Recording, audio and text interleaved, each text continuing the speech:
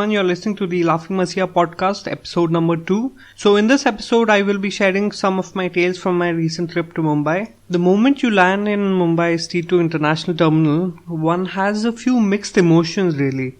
Now, the government has definitely spent a bomb building it, and it's undoubtedly the best terminal I've seen till date. It's filled with a lot of art pieces, so as an Indian you're filled with a lot of pride indeed. So every few meters you have a new display totally. Something of the Ashokan Empire, something of the Harappan civilization, the Mughals and so on. Now while leaving the airport you are filled with a lot of patriotism, and it's really at an all-time high. And just when you venture out of the airport and you witness Mumbai's traffic, your response immediately shifts to fuck that shit. I'm taking the next flight to Dubai. So walking through the airport feels more like, you're going literally through your own history textbook. And back in my school days, like any true Indian during history class, we were emphasized that we should be mugging the dates well. It didn't matter if you knew the historic importance of an event or not, till the time you knew the dates well. For example, I do remember clearly the first battle of Panipat was fought on 21st April 1526 between Babur and Ibrahim Lodi. And I so did not use Google for that. Seriously. Don't judge me. Why they fought it, I have no clue. Was it because Babur ran away with Ibrahim Lodi's wife, or did Lodi gift expired chocolates to Babur on Eid? I simply don't know, and I never will. A stable Wi-Fi connection is nothing short of a luxury in Mumbai. So it did conk off for multiple hours during different times of the day. In a sense, it truly embodies the spirit of India, which is that things simply can't go right for a long span of time. So if something does go right for too long, there's definitely something fishy.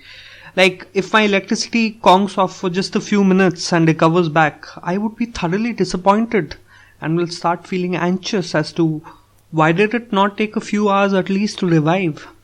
As Indians, we are not quite comfortable with the idea of the world being a perfect place. Some shit has to break loose. Now when a Wi-Fi connection goes down in a first world country, there are mainly a few specific reasons for it, like some signal issue or that your laptop settings need to be changed. But this is not just how Bombay works. Now as a nation we have innovative solutions, but our problems are equally innovative. So the Wi-Fi technician, after checking up my connections, he came to the conclusion that a rat bit the main wire at the ground floor in the wire room. And this happened multiple times, and his response was usually the same. It was always the same culprit. It's like all the rats in the area were gunning for my Wi-Fi cable only. I was just one rat away from losing connection with the outer world. So as a nation, if we really need to accomplish the government's Digital India's mission, we don't really need more IT infrastructure or, form technical advisory committees. The need of the hour is simple. All we need is a rat vigilante. Just good rats fighting the bad ones. I would be so delighted to see it being converted into a Hollywood blockbuster.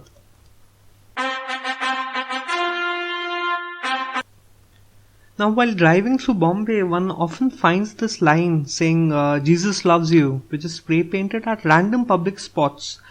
Now people who have visited any major temples in India must be aware of the fact that there's this fast track pass which you can buy, which basically gives you a privilege of a faster pilgrimage session compared to other devotees who have to wait for hours in lines. So I have recently developed this new urge to spray paint below that line, so it will read as Jesus loves you and Ganesha not so much. Or alternatively, spray paint new lines itself like Ganesha loves you, but the fast track pass holders a bit more.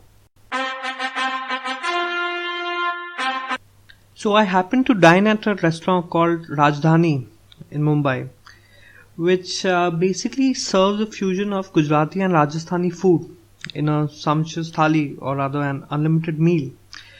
So, for those of you who have had Gujarati food in the past, you would be aware that it's very sweet, which pretty much explains why Gujarat has India's highest diabetes levels. So, during the meal, they were serving sweet dishes too. One of the sweet dishes was jalebi, which is basically a crisp Indian sweet. Being fat or healthy, as we Punjabis like to camouflage it, I couldn't quite resist it. After I had already 3 jalebis, the waiter was giving refills for it and asked me if I wanted more. Now, here is where I try to play my cards right and pretty much fail always. So, you're often in social gatherings where you like something really bad and you still want to give an impression to the other person that it's just normal and you don't have any major inclination for it. So I smiled subtly and indicated to the waiter that one more jalebi would do, and he obediently put it on my plate. Now I don't know if this was his inherent hospitable nature or was he judging my weight, but he persisted that I have one more jalebi, and I sheepishly agreed. Now this is the point where your internal guilt conscience hits you while gobbling down a year worth of calories. And you think it's high time to lose weight. So basically no amount of exercise videos or motivational talk or anything under the sun could do what this waiter simply did. At the restaurant exit, you had this Indian drum kind of small instrument with a wooden hammer next to it. So if you liked the service and wanted to appreciate it, you were supposed to bang the drum with the hammer. It's like the bell they have at many Pizza Hut outlets. While at a fundamental level, I was quite fine with the concept, but what I wasn't okay with, what really happens after it. So once you bang the drum, the waiters are supposed to shout a Gujarati term called Aujo, which basically translates to come again. So as soon as you hit the drum, you have 15 waiters shouting back at you, Aujo, in a not so hospitable voice. And that's the moment you realize that they've been judging you all this while, and in your head you're wondering, was it the extra rice I took or was it the papads? You're kind of confused. The way they say it, it feels that they are channelizing the collective anger at you, which is always a good thing for any restaurant to have for its customers. So after that, you pick up the last few shreds of your own self-respect and you do what everyone does. Leave the restaurant. There's nothing much to do. Now, time for some fan mail. I got a mail from Sahil who lives in New York.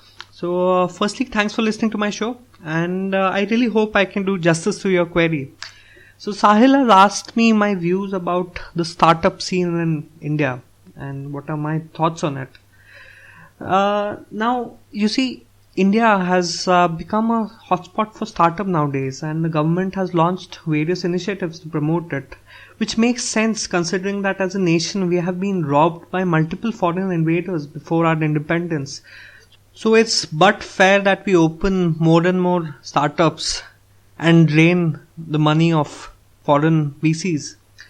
With this in mind, I would like to propose 2 new ideas which I believe have a lot of potential, or rather the lack of it. So there's this new Indian startup called Oyo Rooms, which is basically a network of budget hotels across the nation. So while traveling on Mumbai's roads, I've spotted some of the shadiest hotels with dilapidated structures bearing an Oyo Room signboard. So the building will fall any moment and its residents are just moments away from death, but it still has an Oyo Room signboard. So taking the idea forward, I'd like to launch a new startup called Koyo, which basically stands for Kurup Oyo, and the word Kurup means ugly. Now, for this I plan to target a rather niche market, which is the current customers of Oyo Rooms, who are still not quite satisfied with their hotel's ugliness. So our key USP would be providing customers rooms uglier than Oyo Rooms at much cheaper rates. Now this is what you really call a bargain. Moving on, visiting Mumbai during the monsoon season can be rather traumatic indeed. During the whole day, the rain is erratic and it pours heavily when it does. So one needs to be rather cautious while venturing out on the roads, because while walking you need to keep looking down to avoid the potholes, and just when you're starting to get a hang of it, you'll get hit by a car because clearly you haven't been looking ahead of you, you were looking below. But then again, that's what Bombay is all about, saving your ass, both literally and figuratively at all times. Now, like most people, many people forget to carry an umbrella with them during the monsoon season, which is why I propose an Uber for umbrellas. So in case you have an umbrella and, like any successful entrepreneur, value money over elevating human misery, this app is perfect for your morally degraded self. This app will trace your GPS coordinates and connect the people who have umbrellas to the ones which don't. So after sharing the umbrella, both people can rate each other, like what happens in the Uber app. So you can also leave encouraging comments like, Prakash was chatty during my commute and his Pikachu umbrella was a bit disturbing for my eye. But he was very far-sighted indeed, and thanks to the walking route he took, he pretty much ensured that I missed no potholes on my way home.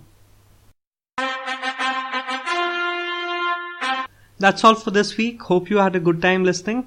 This podcast is now available on Soundcloud, Stitcher, YouTube and iTunes.